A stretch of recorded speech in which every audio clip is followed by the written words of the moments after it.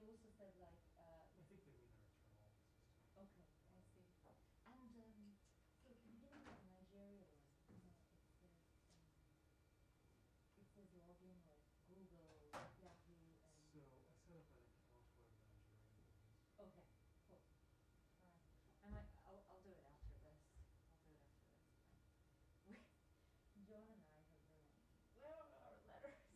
We should have one for Kenya. You got one for him? Yeah. I got it. Well, yeah, I was thinking maybe they're leaving me out because I'm at the end of the list. Because I'm one of the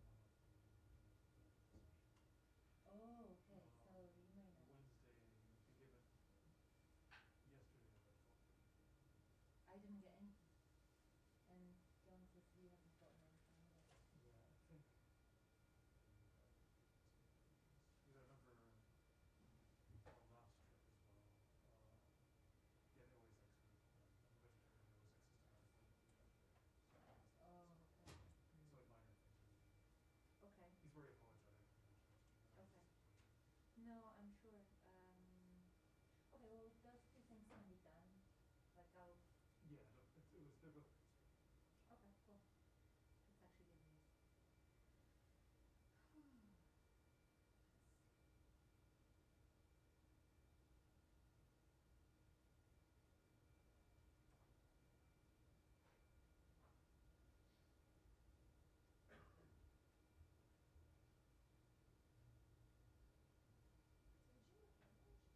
What? Did you look damaged? I am doing. Oh crap. Oh, this is also a thing. Sit with the number 5. Was there a 2-minute warning Are, now? but There was. it's just crap. However, how accurate that will be remains to be determined. Well, I don't have internet. Probably should have closed on my right shopping time. My internet's working.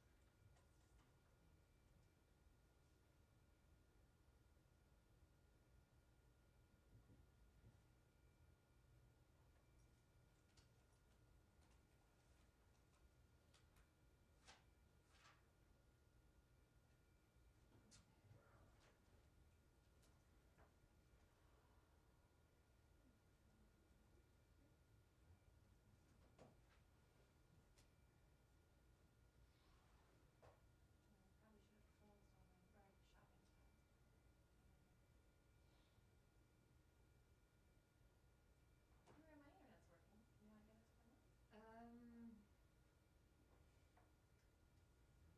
Their Wi-Fi here? Yeah, it's called Swap Yeah. Nomad. They probably are hacking me, but at some point it'll be very important. Also, these mics are always up, just be aware. Most of you use them to talk shit about Matt Lee, but he's just. What? Nothing. Don't take my name Just in want to see if vain. you're paying attention, Matt. Christine, how did I attract your ire? Did I walk into the middle of a conflict? Well, I don't. If you did, I don't know where it is. Yes. Christina, good to see you. Thank you for showing up. Just a few. You could say that. Not all of us did. I see. A few elements at the top, and then we'll get started to take your questions. In this administration, advancing gender equality and the empowerment of women and girls is a central pillar of U.S. foreign policy.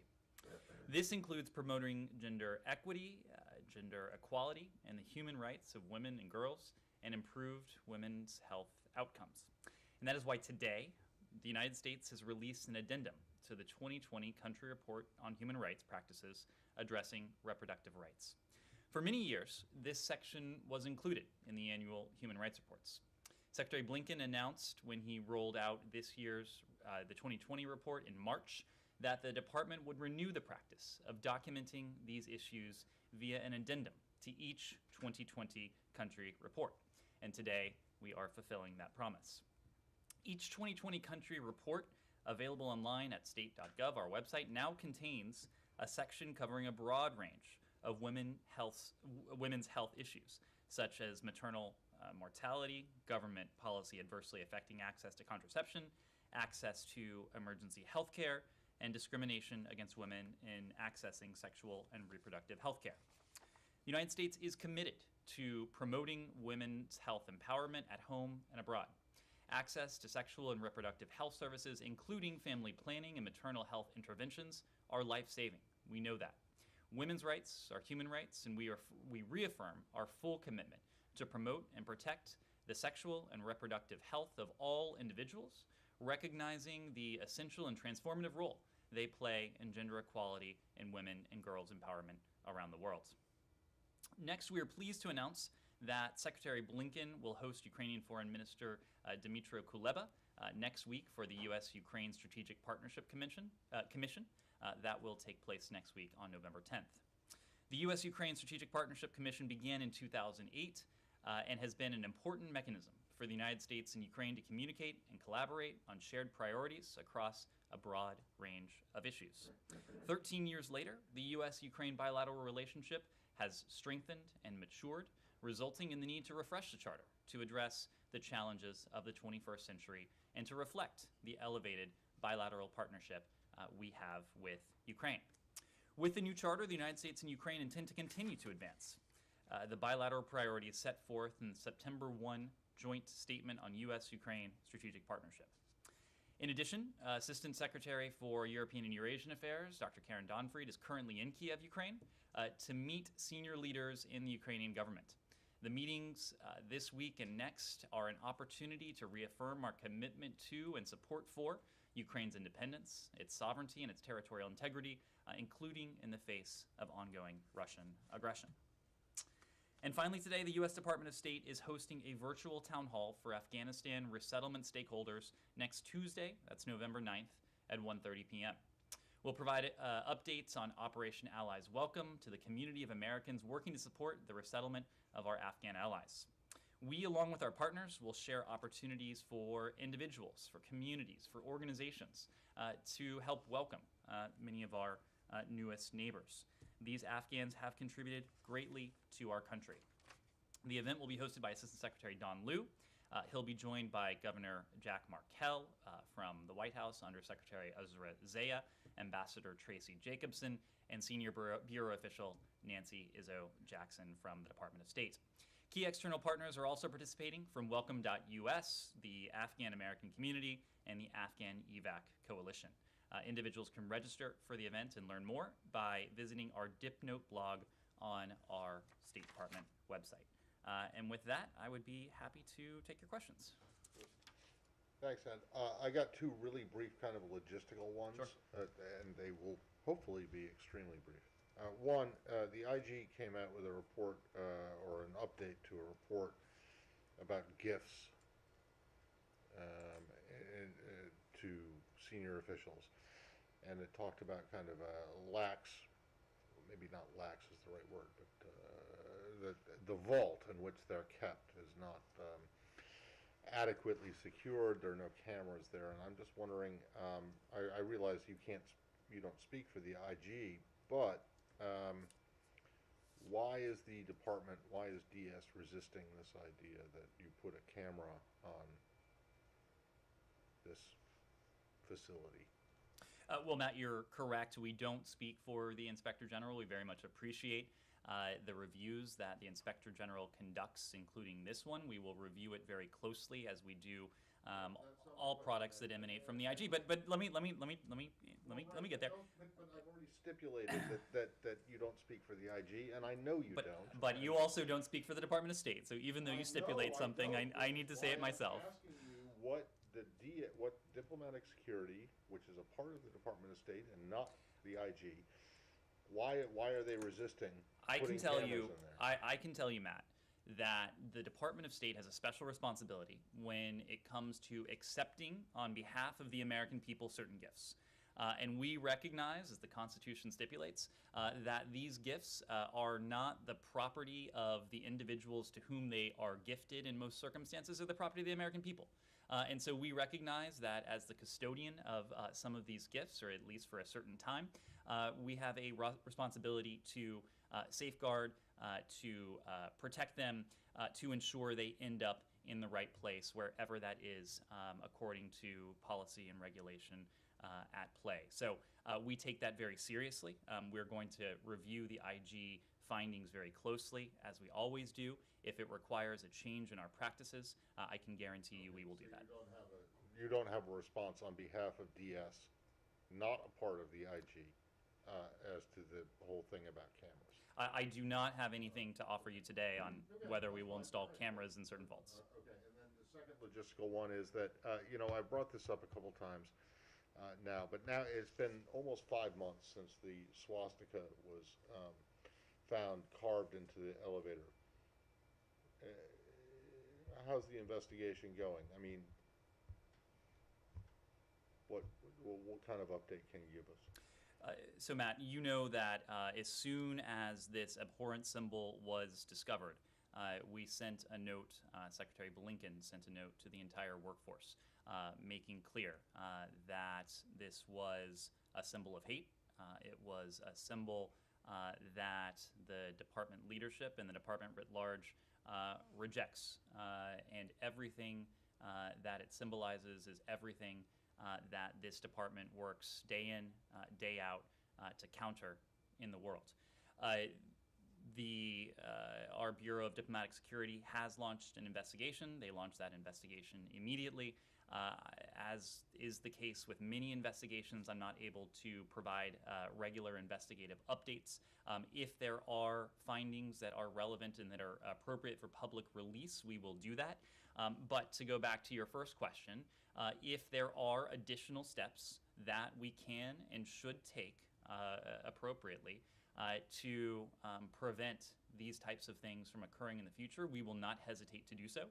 Our 7th floor leadership has been in close contact with diplomatic security, not only on this investigation, but on procedures, tactics, resources that we can have in place to see to it that should something as horrific as this take place again, we will be in a position to quickly determine the culprit. Well, I have to say that 5 months in, it doesn't engender a lot of confidence in the investigative abilities here, because as we're talking about cameras at a gift vault, you would think that there are cameras around this building and certainly in elevators. Maybe not. I've always assumed that there are. Don't you? Matt, as you know, there certainly are cameras in this building. Not going to detail where each and every one is, but clearly, it's an important mission to ensure that we are appropriately protecting the people, personnel, property in this building. My one policy question is just can you give us any kind of an update on Jeff Feltman's meetings in Addis today? Happy to do that. So before we get into what Ambassador Feltman has been doing in Addis today, let me just start by noting that today is a somber anniversary. It is the 1-year anniversary of the beginning of the fighting and the conflict in northern Ethiopia. And as that fighting, as that conflict has escalated, as it has spread from Tigray in recent weeks, we remained gravely concerned by the expanding conflict, by the violence, the expansion of the fighting throughout the country, and the growing risks that it poses to the unity, to the integrity of the Ethiopian state. Consistent with that, the safety, the security of U.S. citizens, U.S. government personnel, their dependents, and also the security of our facilities is among our highest priorities. And that's why, among other steps, we call on the TPLF, we call upon the Oromo Liberation Army, the OLA, to halt their advance towards Addis, and we call on all parties to engage in dialogue on a cessation of hostilities. We note the nationwide state of emergency that was declared by the Ethiopian Council of Ministers, and we urge all parties to use restraint, to end hostilities, and to ensure civilians' rights are respected. As you know, Ambassador Feltman traveled to Ethiopia yesterday He has been engaged in meetings with Ethiopian officials today. Today, he met with the African Union Commission Chairperson Musa Faki. He met with the Minister of Defense Abraham Belay. He met with Minister of Finance Ahmed Shide, and he met with Deputy Prime Minister Demike Mekanen Hassan. There will be, I would expect, a readout after his visit. As you know, he's there both today, he'll be there tomorrow, where he will continue to engage, and he is there to do what we have set out to do for some time now, and that is to find an acceptable path to resolving the expanding conflict in Ethiopia. And to that end, that is why we have reiterated our calls for all parties to end hostilities immediately. That includes the TPLF, that includes the Ethiopian government. We call on them to enter negotiations without preconditions towards a sustainable ceasefire. We again call for Eritrean forces to withdraw immediately and permanently from Ethiopia. And we again call for all those who are responsible for the human rights abuses and violations to be held accountable. Let me make one other point. As you know, yesterday we spoke to the Level 4 travel advisory that we have issued for Ethiopia, given the tenuous security situation and the advances towards the capital. We again urge all private American citizens to take advantage of the commercial air options that continue to be available in and out of the capital city, Addis Ababa, to leave. We are encouraging them to do that very strongly. We have no higher priority than the safety and security of American citizens, and of course that includes private American citizens, and that is why we are speaking as starkly as we can, urging them to leave the country, given that there are commercial options available. Go ahead. No, okay. I just wanted, so you don't expect anything substantive out of his talks until he finishes them tomorrow? Well, no. What I said is that we'll have a readout when he. I know, but tomorrow or tomorrow. He's going to continue to have discussions tomorrow, so we'll provide additional details we can tomorrow. Yes. We don't have any follow-on travel to announce at this time. As I said, he had a productive set of discussions with Ethiopian interlocutors today. He appreciated the opportunity to do so. He'll have an opportunity to continue discussions tomorrow. We'll update you should his travel plans change. Jenny? He will meet with, we expect he will meet with additional interlocutors from the government of Ethiopia, but nothing further to preview at this time. Does this building have any comment on the joint investigation that came out yesterday on the atrocities that were committed? So yesterday, the Office of the UN Commissioner for Human Rights and the Ethiopian Human Rights Commission, they jointly released a report detailing human rights abuses and violations in Tigray. We are reviewing this report. We do welcome its release. And we welcome its release in part because, as I said before, we are determined to see to it that those responsible for committing these human rights abuses, these violations, are held to account. And in this case, we commend the two offices that produced this report for fulfilling their mandates and for releasing their joint report. We believe that it sets a standard for similar reporting done in other parts of the world. We are carefully reviewing the report. We appreciate the fact that it sets forth a sobering account of extensive, of serious human rights abuses and violations committed by all parties to the conflict. We, as I said before, for a year now, we have expressed grave concerns over the horrific violence committed against civilians during the conflict in northern Ethiopia by all parties, and that includes egregious acts such as killings, sexual and gender-based violence, abductions, and other human rights abuses. The joint report outlines a number of recommendations, including for the parties to end violations and abuses of human rights, into, as we have called for, to end hostilities without preconditions to enable a space for peaceful resolution. For its part, the government of Ethiopia is specifically urged to work towards a transparent, holistic, and victim-centered transitional justice process, including those holding those responsible for abuses and human rights abuses and violations. Similarly, we also expect that the TPLF and allied parties commit to ending the horrific human rights abuses perpetrated against Ethiopian civilians as well as Eritrean refugees. We continue, as I said before, to call for an immediate cessation of combat operations and any further military advances to be brought to a halt as a negotiated ceasefire begins. Sean? Can I go next door to Sudan? Sure.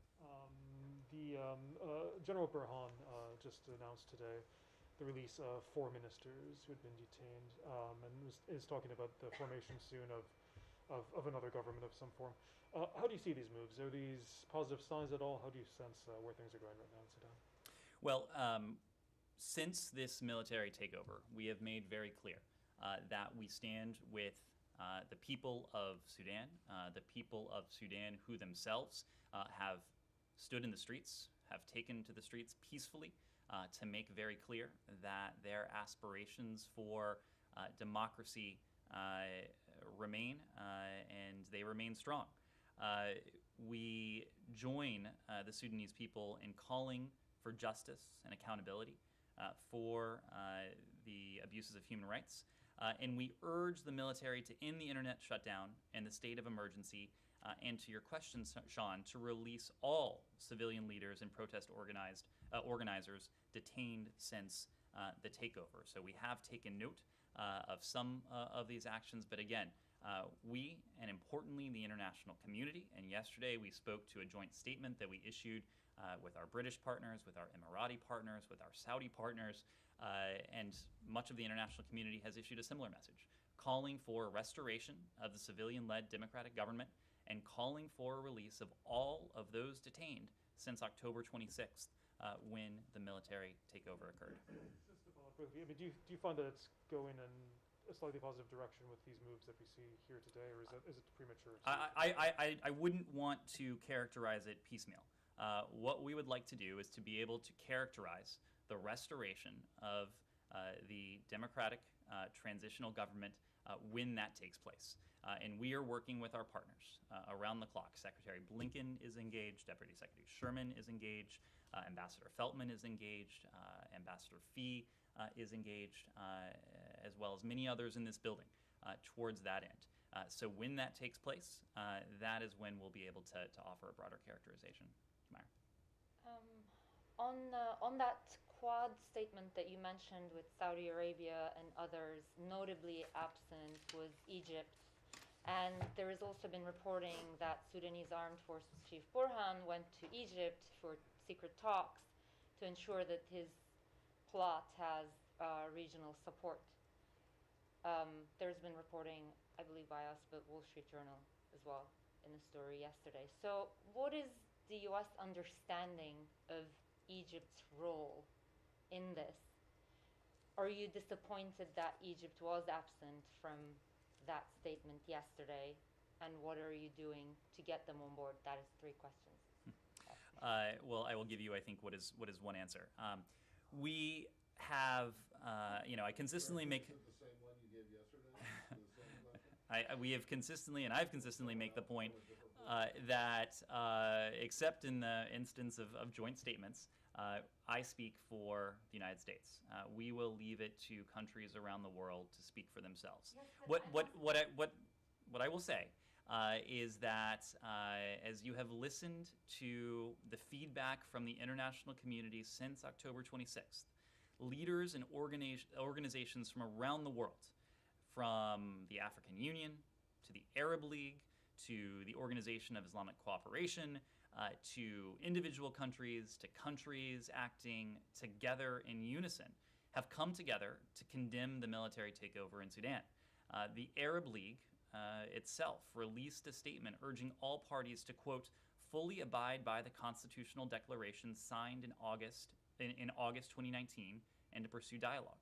That is from the Arab League. Special Envoy Feltman and Secretary Blinken Others have said that we've been in very close contact with regional leaders, including in North Africa and the Gulf. I made the point that Secretary Blinken himself had an opportunity to meet with his Emirati counterpart, with his Saudi counterpart.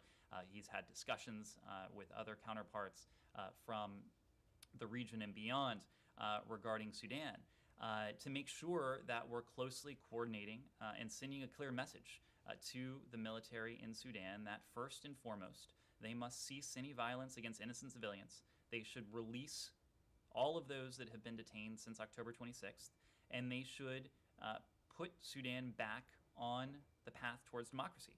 But all the three questions I asked are actually about U.S. thinking.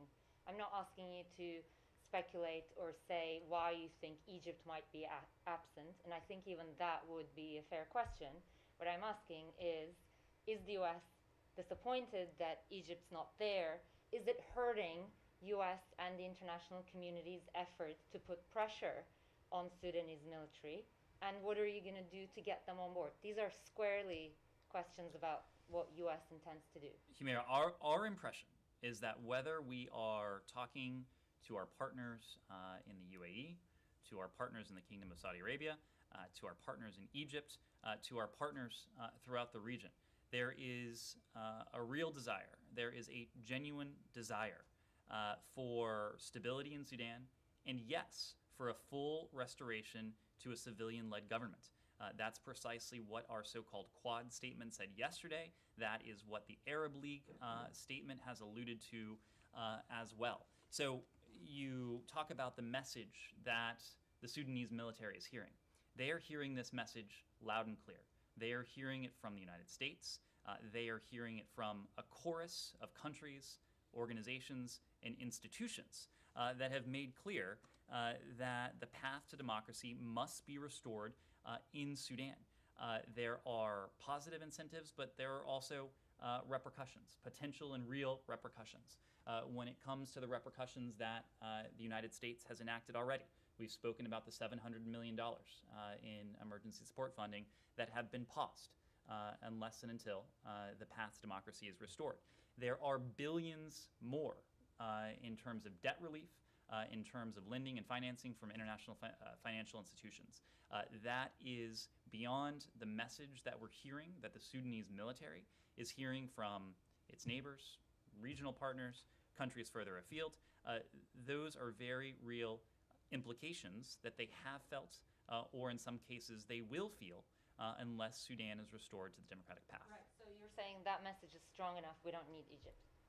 I'm not saying that. I'm not saying that. What I said on that score is that what we've heard from our partners, including in discussions with our Egyptian partners, is that there is a desire for stability, and there is a desire to see a restoration of Sudan towards the democratic path. Yes, please.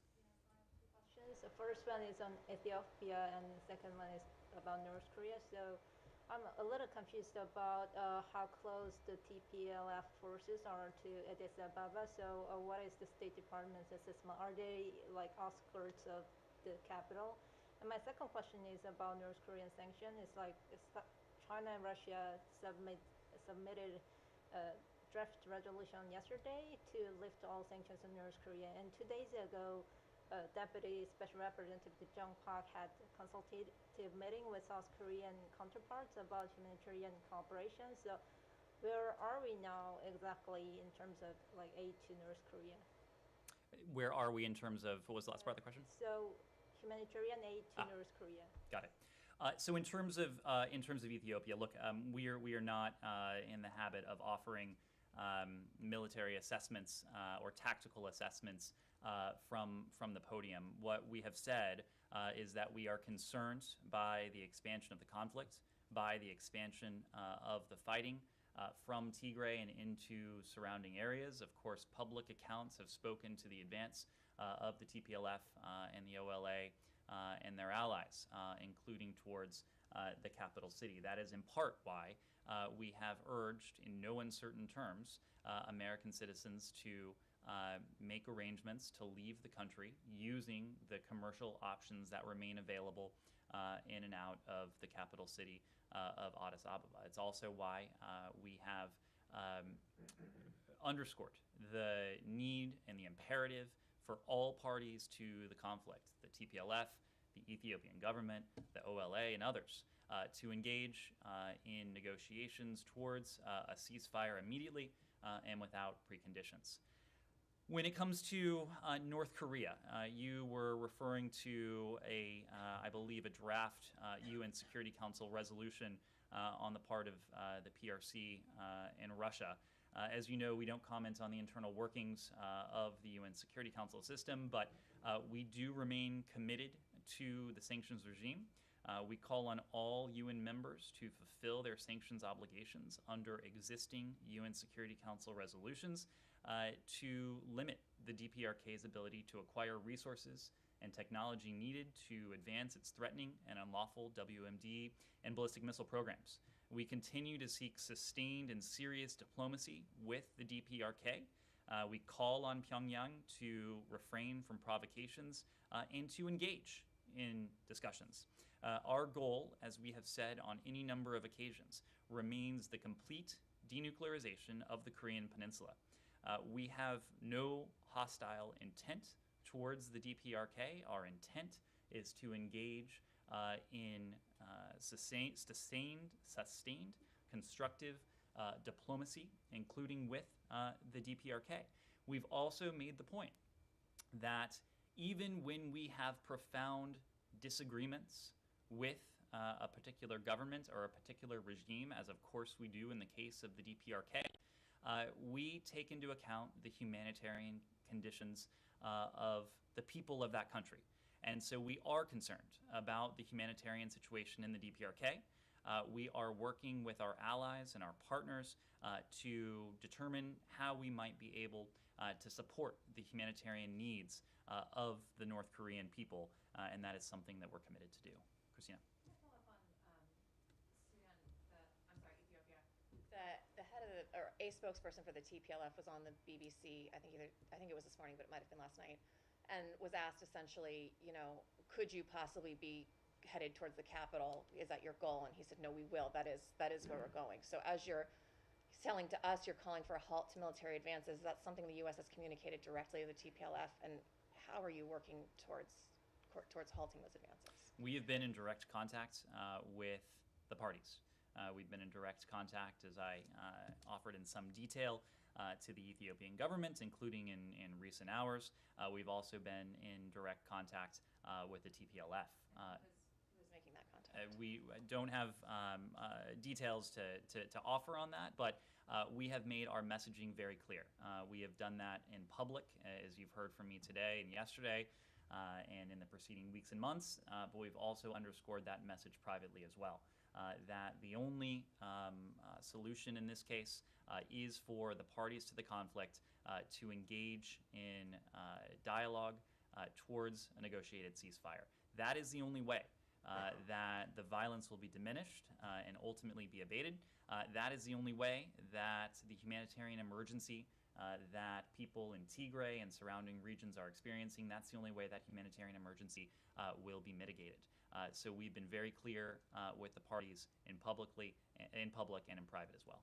But it sounds like if you're calling for them to stop the military advances, there's some genuine concern that they might not stop, right? And they could threaten the capital? We have been very clear that we are concerned by the escalating violence. We are concerned by the expansion of the fighting. We have not been shy about highlighting our concern for the situation. Yes.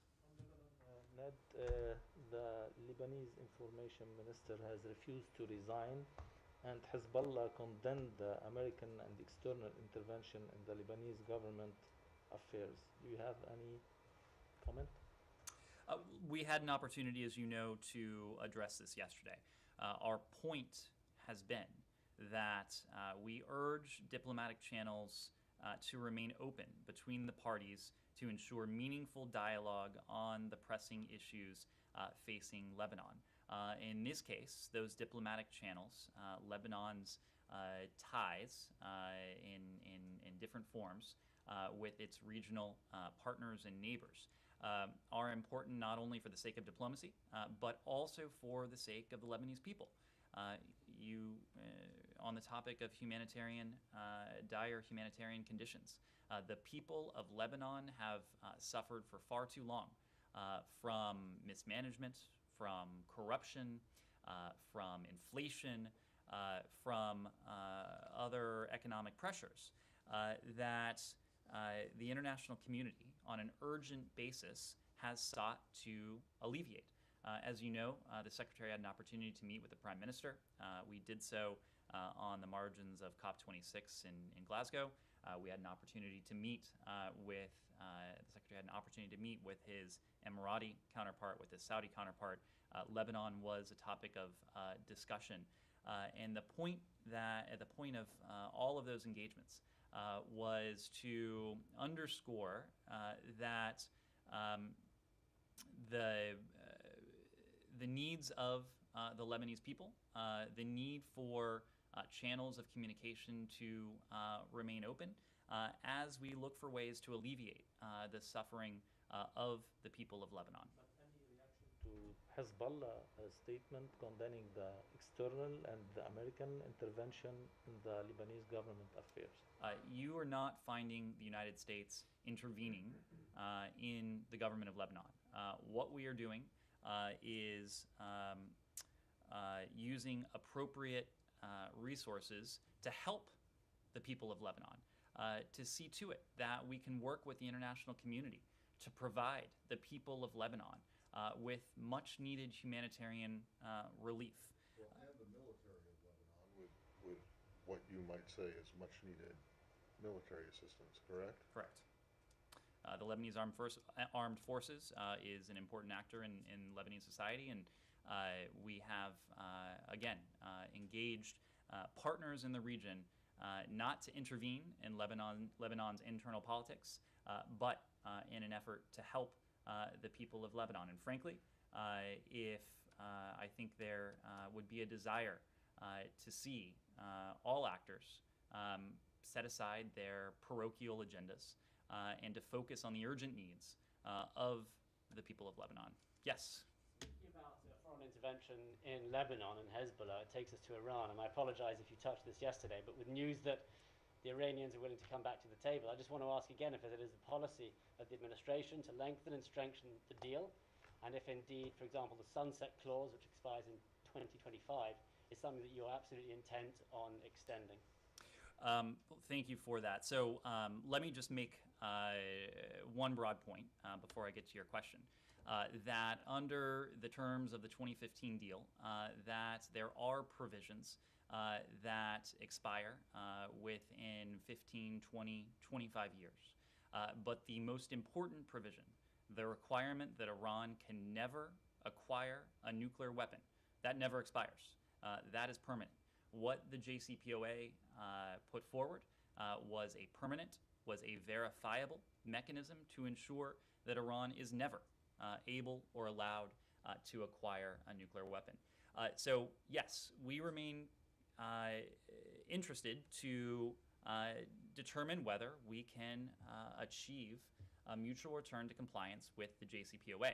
We continue to believe that a mutual return to compliance is the most effective means by which to put Iran's nuclear program back in the box that it was in for several years after the deal was implemented in 2016. So that is the first step.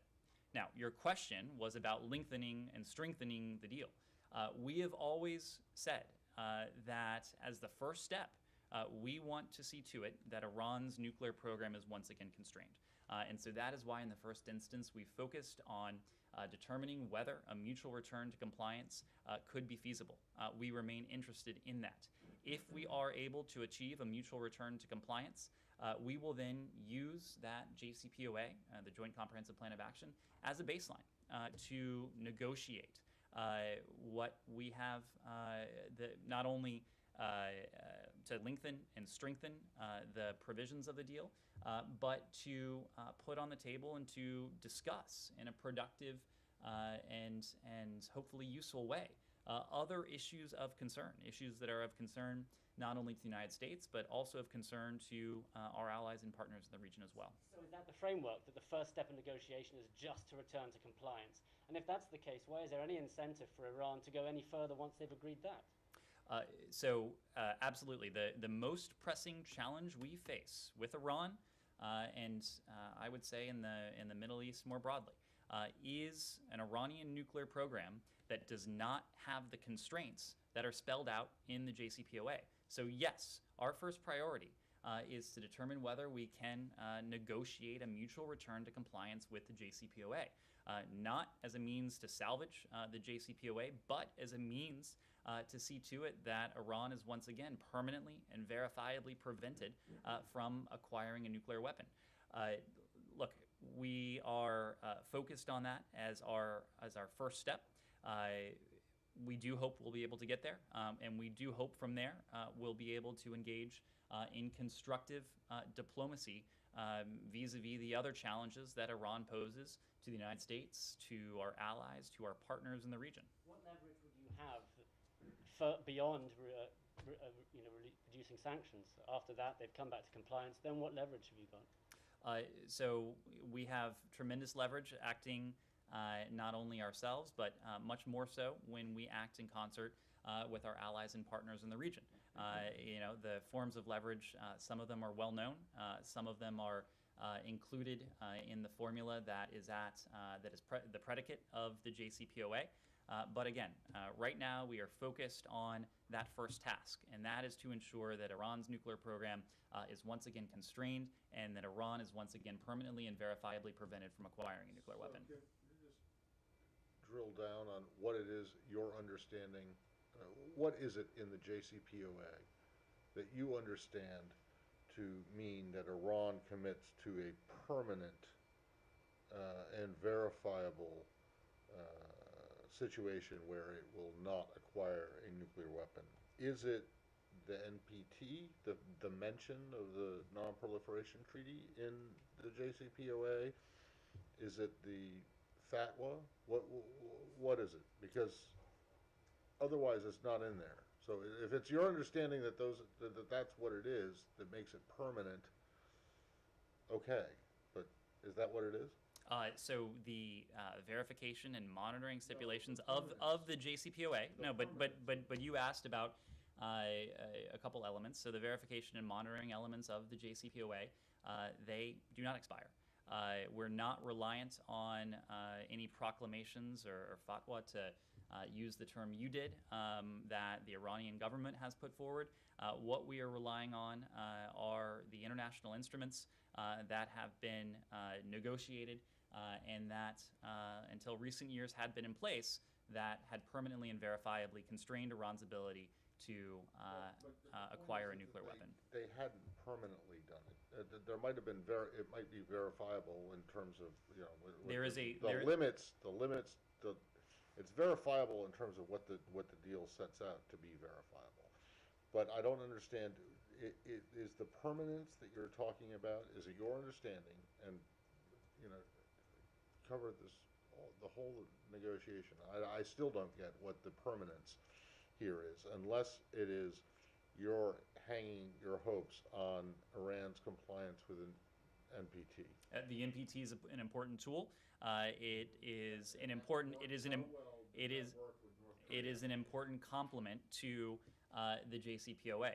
To the North Korea comparison, the verification and monitoring that the JCPOA spells out for Iran is certainly not what the United States and what the international community had in place with the DPRK prior to its production of a nuclear weapon. But when you talk about, in terms of the JCPOA, in terms of the agreement itself, when you talk about the permanence of it, you're talking about the NPT. The prohibition on Iran ever obtaining a nuclear weapon does not expire, and the JCPOA gives us right? It is not because of affords us important tools, including the verification and monitoring regime, to see to it that Iran is abiding by that permanent prohibition on ever obtaining a nuclear weapon. Is there anything in the JCPOA itself, as you understand it, outside of Iranian compliance with the Non-Proliferation Treaty that permanently constrains them? The JCPOA affords us the tools we need. The tools we need, Matt. It affords us the tools we need to see to it that Iran is permanently barred from obtaining a nuclear weapon. One other, not related to this. I just want to know if from yesterday, if you guys have made any conclusions or determinations based on what the Israelis gave you about these 6 Palestinian NGOs. Is there anything new on that? Well, as you know, there was a delegation in town last week. We received detailed information from the Israeli government. We appreciated the consultation. We're reviewing the information that they provided us. Nike. Can I switch gear to Winter Olympic?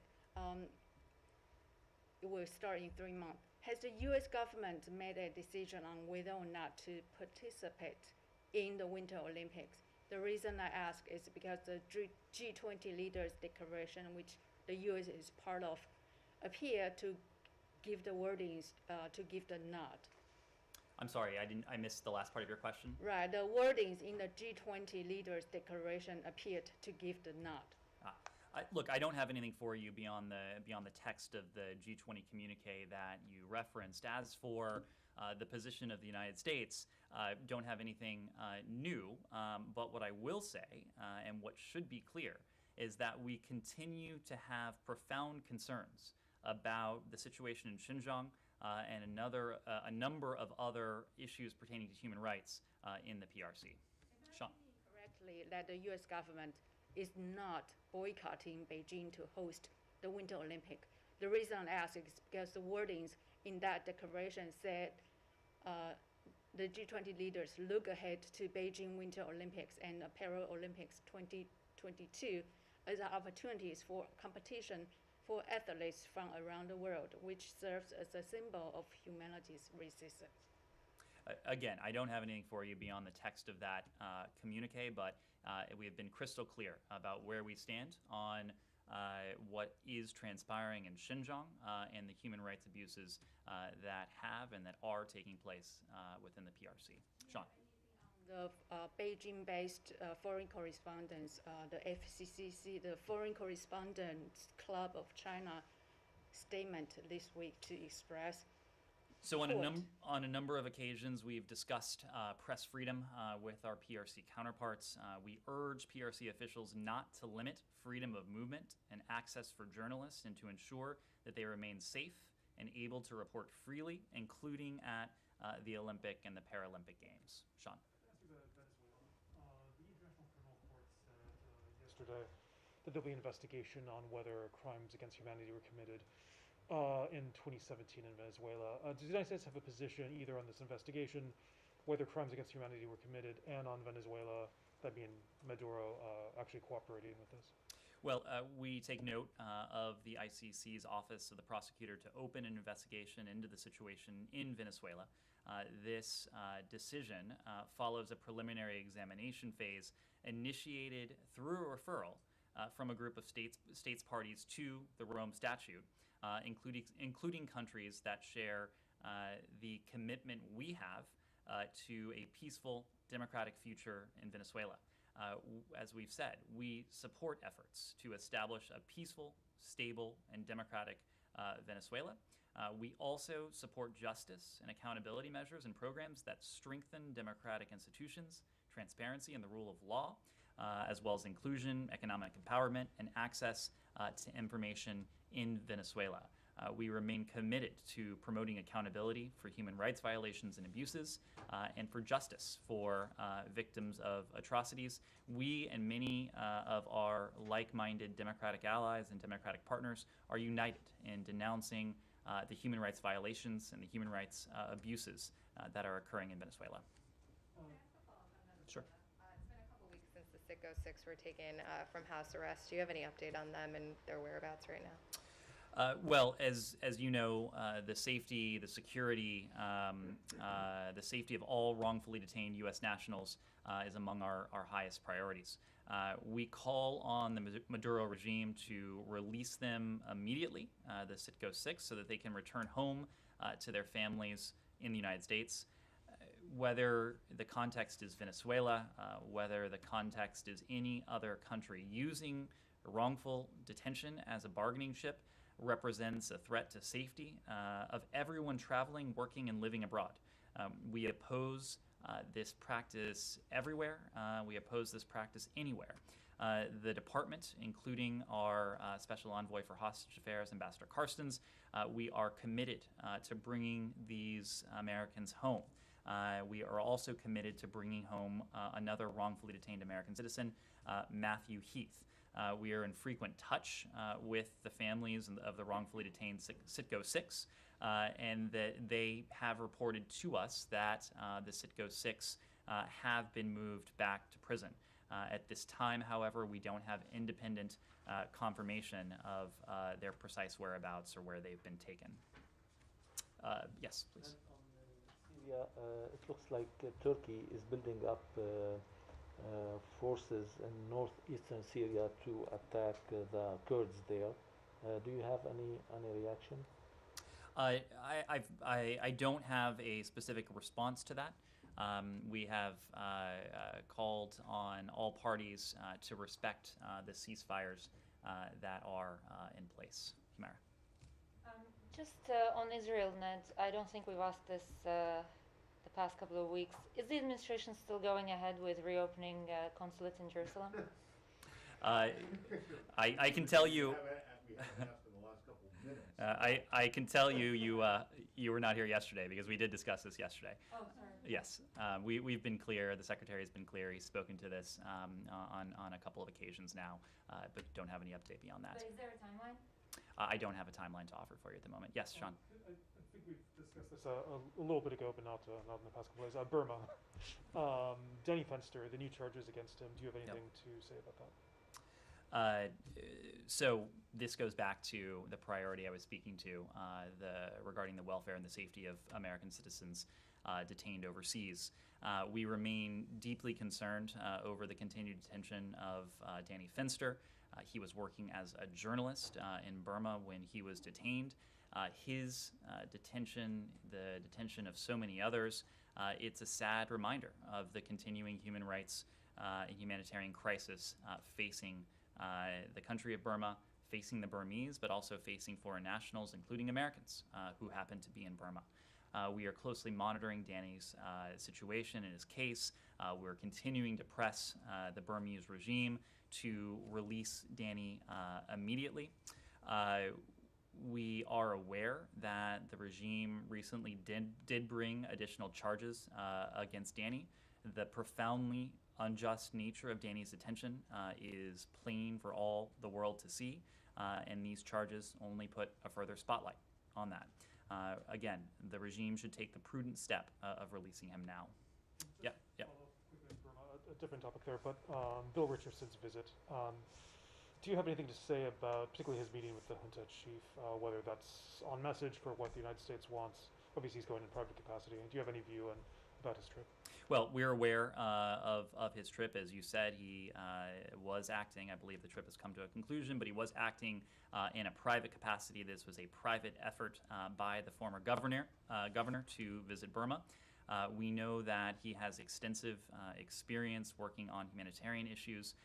This effort was not sponsored by or on behalf of the U.S. government, but of course, we hope to see to it that humanitarian conditions, including humanitarian access in Burma, are improved going forward. Yes? The Pentagon released a report yesterday saying that China would have 1,000 nuclear warheads by 2030. It was a big surprise to many people. I just wonder how worrying that is for the State Department and what it says about the future of relations with China and China's ambitions. Well, we have spoken to the PRC's development and plans to develop its nuclear arsenal. Again, it suggests that China is leaving behind its previous nuclear doctrine of limited deterrence. It is the responsibility of nuclear-armed nations to act prudently and to, in the case of the development of a nuclear weapons program, we have sought to engage the PRC when it comes to arms control. We have called for dialogue. We think all responsible countries that have these weapons should engage in an arms control dialogue. We remain ready and willing to do that, and we've made that known to PRC authorities. Yes? They don't seem willing to listen. We have made very clear that we feel that it is the responsibility of responsible countries that have these weapons to do just that. As you know, we've engaged in strategic stability dialogue with the Russian Federation. That dialogue has been constructive. It has been useful. It is our hope, it is our intention to engage in an arms control dialogue with the PRC as well, given what we know to be true of all countries that possess these weapons and the responsibilities we have. Any update on the Biden-President Xi meeting or date on that? I don't. I would need to refer you to the White House. Yes? So this is Ines Pohl from Deutsche Welle. I have a follow-up question to China, as there is a certain ambiguity between what President Biden says in the White House. How far would the United States go to protect Taiwan? We have been very clear about that. There has been no change in our policy towards Taiwan.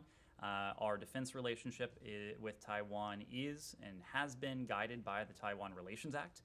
We will uphold our commitments under that act. We'll continue to support Taiwan's self-defense, and we'll continue to oppose any unilateral actions that seek to change the status quo. We remain committed to our One China policy, which itself is guided by the 6 assurances, the 3 joint communiques, and the Taiwan Relations Act that I mentioned before. Precisely would that mean? Would this include military action? I mean, this is one big question. Under the Taiwan Relations Act, we have a commitment to continue to support Taiwan's self-defense, and we will continue to oppose any unilateral actions that seek to change the status quo in cross-state relations. Does this include military action? You didn't answer that question.